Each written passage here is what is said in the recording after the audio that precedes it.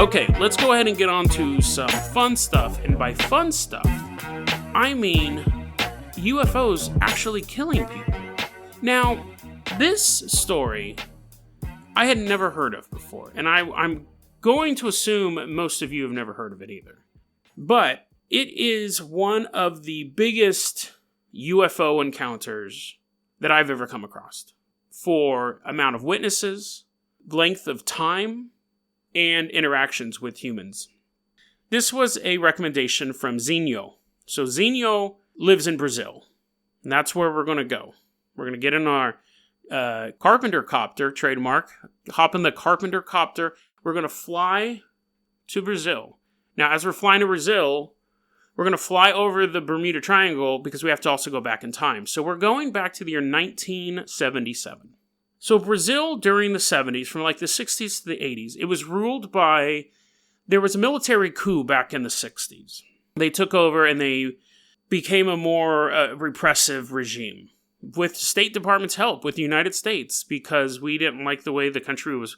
The United States really worked a number over on South America, but military takes over the country in the 60s, and they restrict a lot of things like freedom of speech and press and things like that. And they were like throwing leftists and communists in prison because they were having issues with that. That's why we were down there, because Soviet Union was trying to go down there and so on and so forth.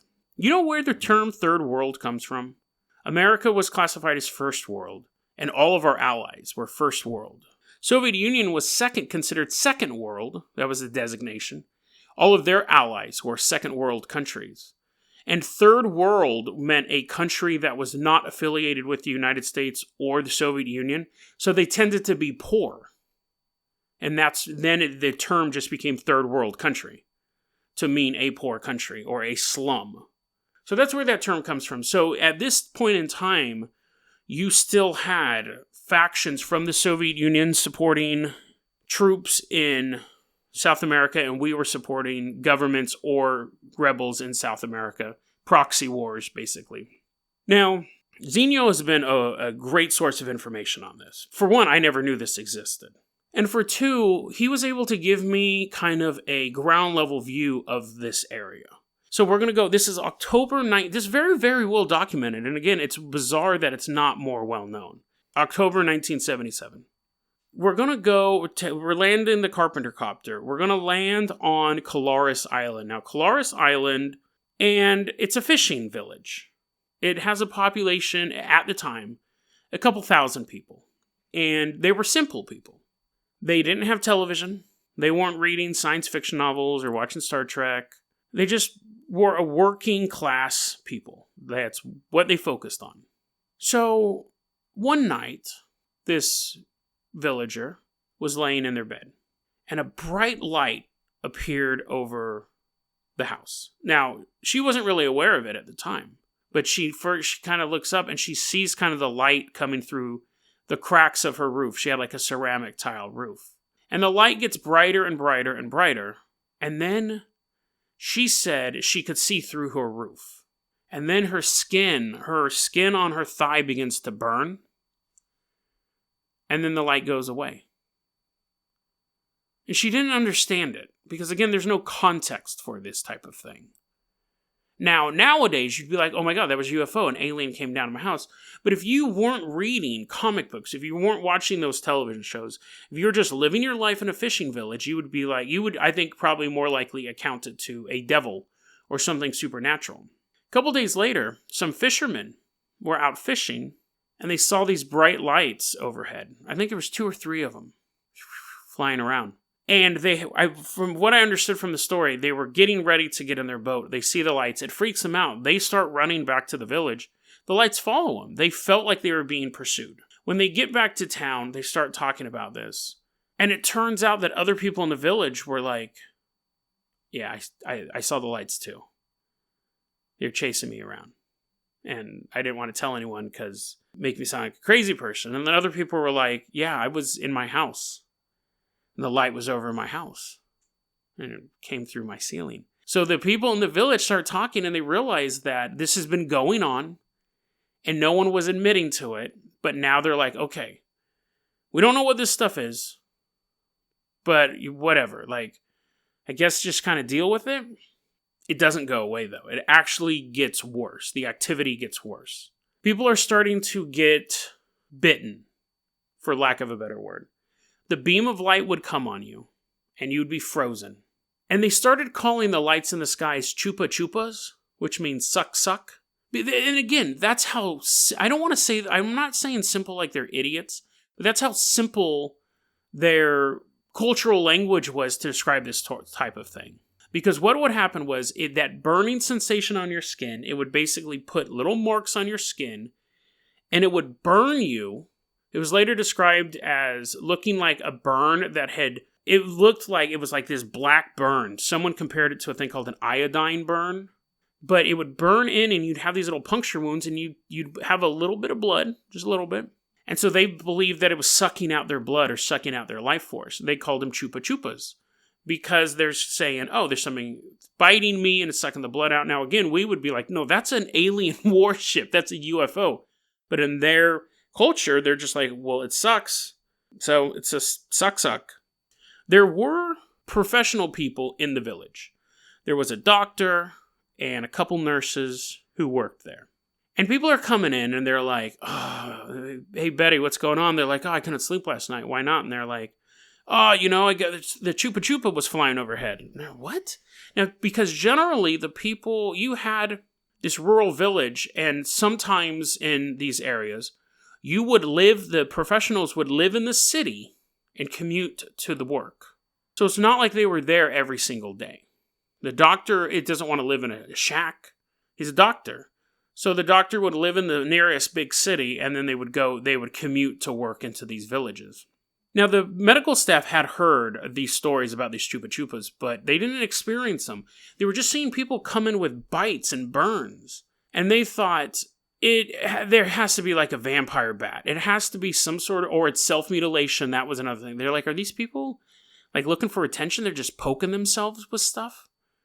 Oh, no, I don't think so. And they're kind of looking at it. Now, this kept going on. The lights kept showing up. And two things kind of happened at the same time that caused the investigation to start.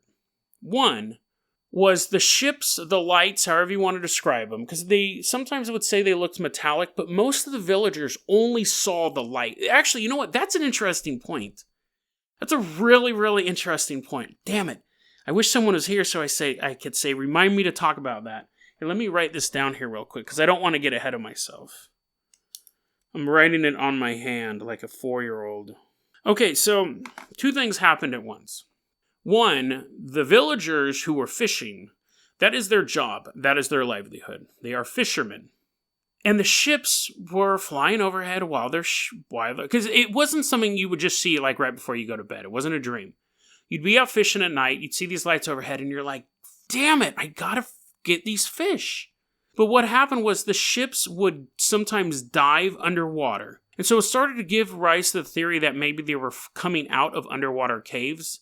They weren't like, again, UFOs from another planet. They were coming from somewhere underwater nearby. But when they came into the water, sometimes they would go under the boats or just splash into the water in general. It would scare all the fish. And so you had these people, they're like, yes, it sucks. I get sucked every night by this weird light. But I don't care as long as I can catch fish and sell them. I really don't care.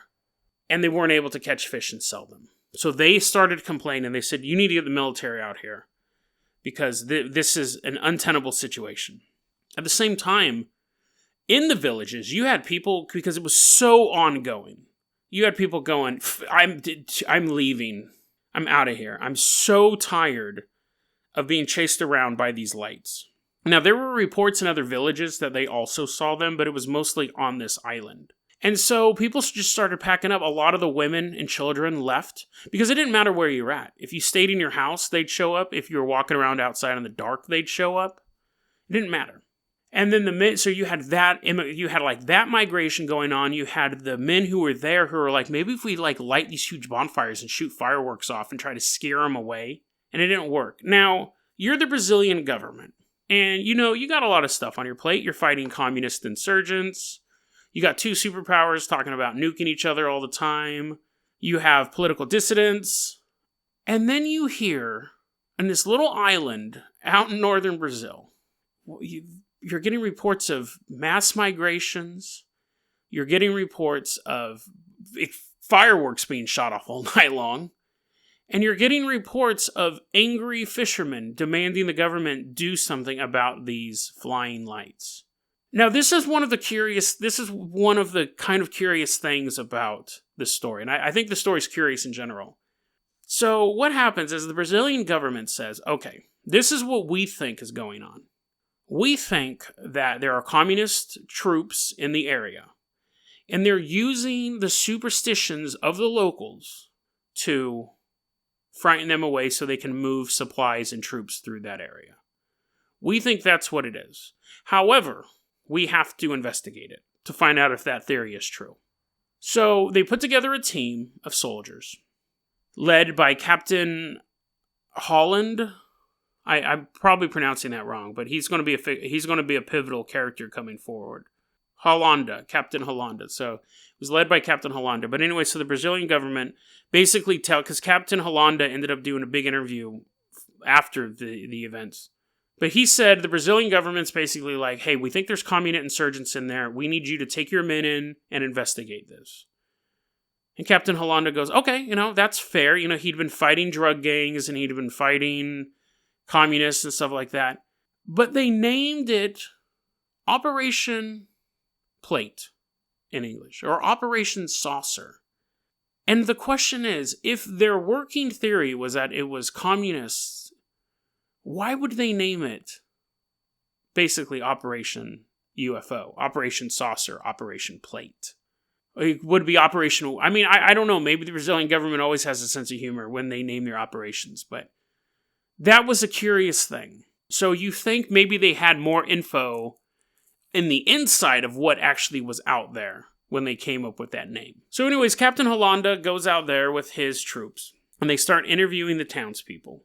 And the townspeople are like, yeah, these things are flying around, da-da-da-da-da. Now, at this point, the military there is investigating it. And again, on the ground, they're thinking communists.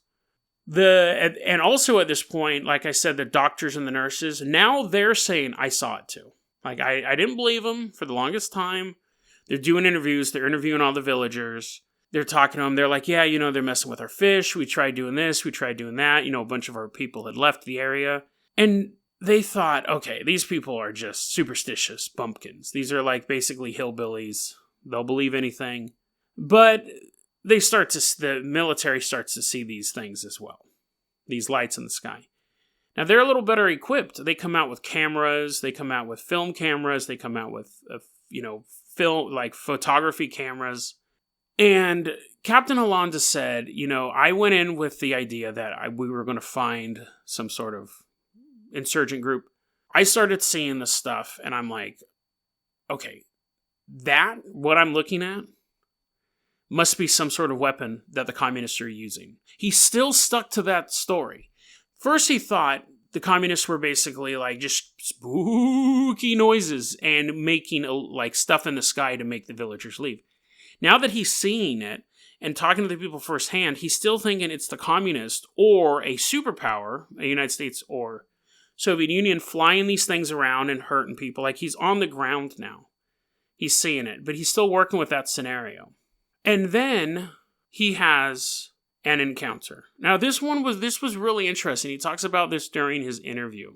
I believe he was in his house, or not in his house, but he was in the village. He was in a house, and he goes, something came up from behind me and grabbed me. And he goes, it hugged me, which might be a translation error, but he goes, I could see it. He goes, it was wearing a mask. And it had on like a astronaut suit, but he said it was really kind of baggy. And he said it said in Portuguese, "Be cool, we're not going to hurt you." And he got burned. Captain Hollanda, this veteran of the Brazilian military who's fought drug gangs and communists, is showing off in his video an implant under his arm. Now, it could just be an optical illusion, but he's pushing on his muscle, and you see, basically, and it's funny because when Zinho was telling me this story, he knew people who were involved in the village. That's where I was getting this story from. Zenio, and I can't give too much information because you'll see how this story ends, but Zenio knew people who were active in the village at the time this happened. And one of the people that he knew said, in the 70s, this person who was in the village was saying, they're putting implants under the skin. They're putting these weird implants under the skin.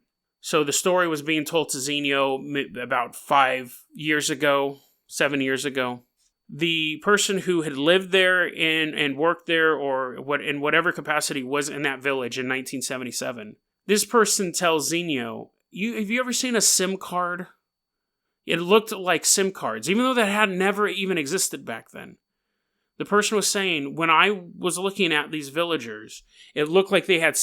I didn't know how to explain it back then. They just had these little pieces that they felt like plastic under their skin. But now that I look back on them, they have the same similar size and shape to a SIM card. It's interesting because I'm watching this documentary and Captain Hollanda goes, he's pushing his arm. And you see, it looks like a SIM card. Not necessarily a SIM card because those are small, but like an SD card under the skin. And the interviewers ask him, they go, have you had an x-ray? He said, yeah, it doesn't show up on an x-ray. So anyways, about a month or two into the investigation, and this is also according to Zenio's source in the investigation, about a month or two while the military was checking this out, the U.S. government sent officials down to Brazil and had a chat, and the investigation was called off. Military out there, Captain Hollanda and his troops packed up all their stuff, came back home. The lights actually started to phase out. They didn't have the issue. It went away. And to this day, that region's relatively UFO-free. Still has all of the weird supernatural stuff you can attribute to any sort of rural area. But the lights, the Chupa Chupas are gone. Now, I want to go back to this because I wrote it on my hand. It's interesting because the villagers always described them as lights in the sky. Red lights, blue lights, they would change color. And depending on the color, it would do something different to you. A red light, it would burn you. A white light, it would freeze you. They're green lights, but they always described them as lights. When nurses, doctors, and military officials, so professional, educated people, saw them, they referred to them as metallic.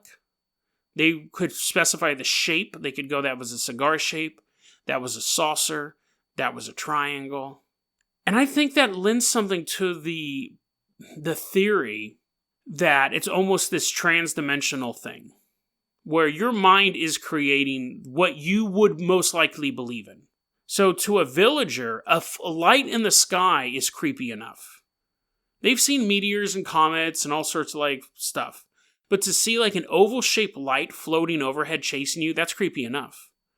But to a professional, they have to see the structure for it to make sense. They have to see the underbelly of the ship, and they have to see the cockpit and stuff like that.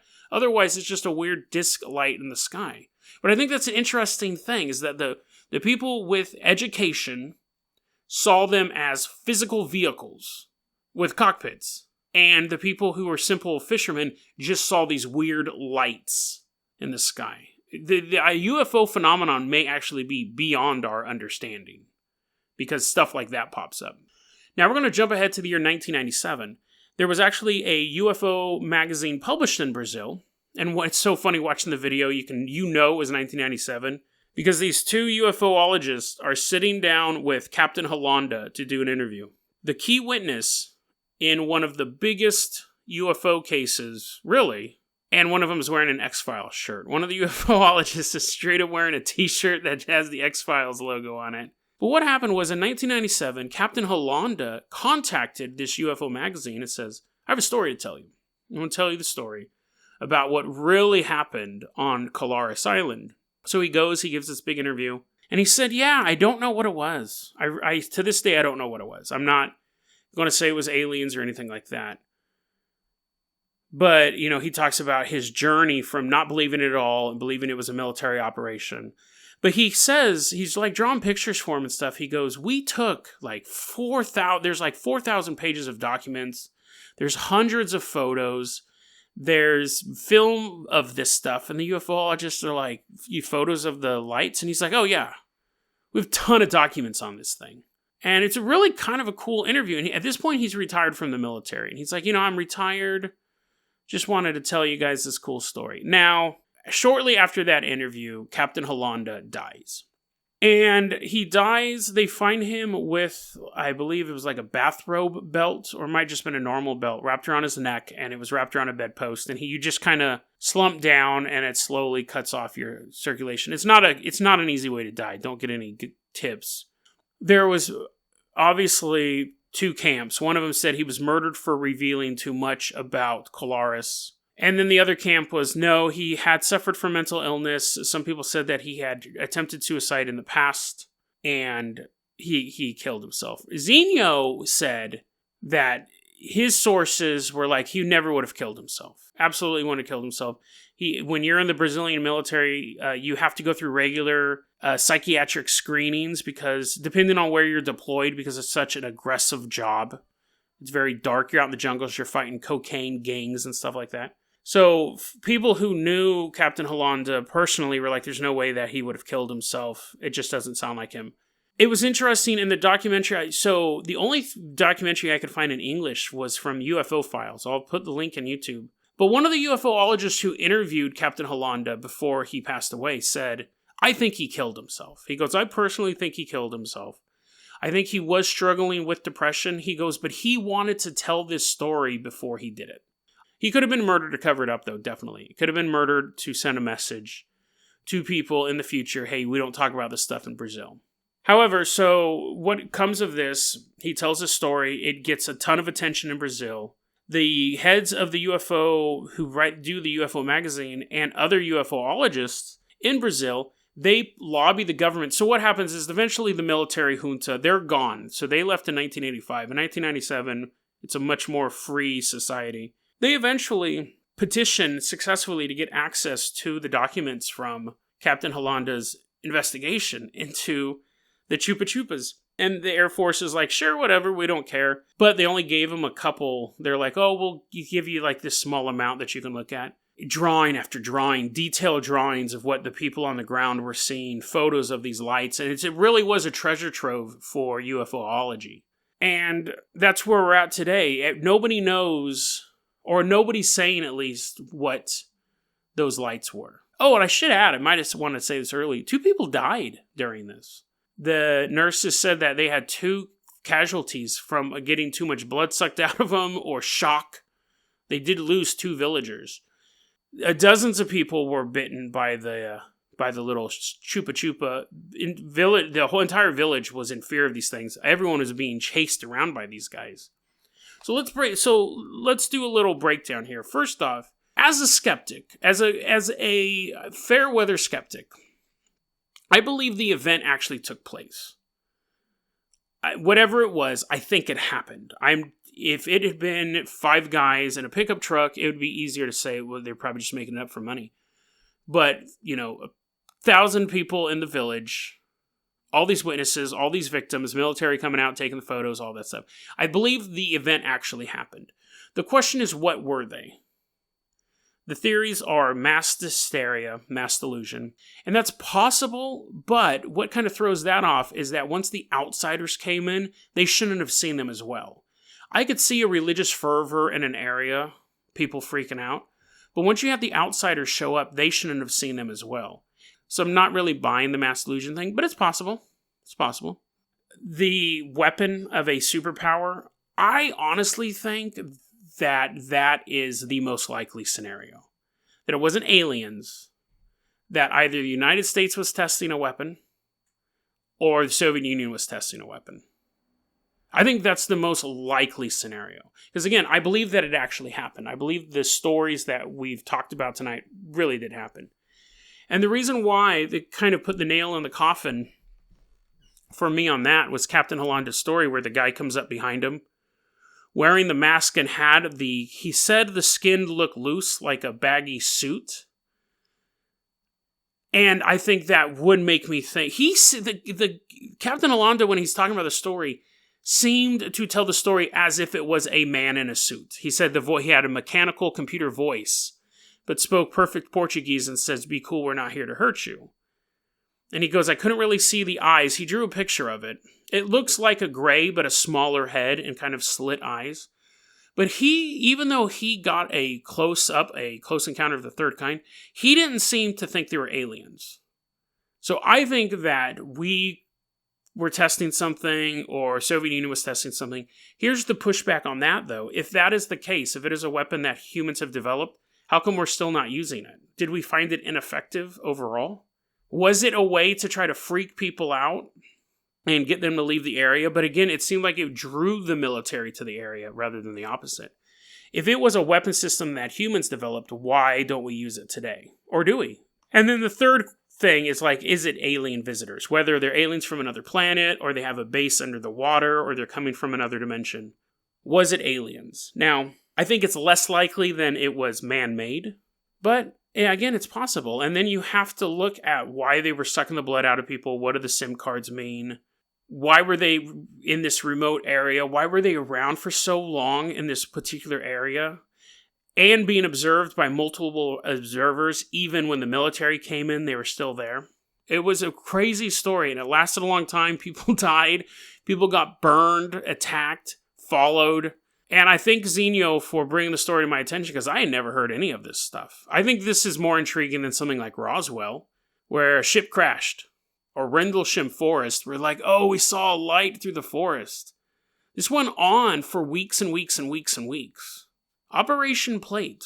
And remember, the UFOologists only got access to a small amount of the documentation that was created from that military operation. What is in the rest of those files?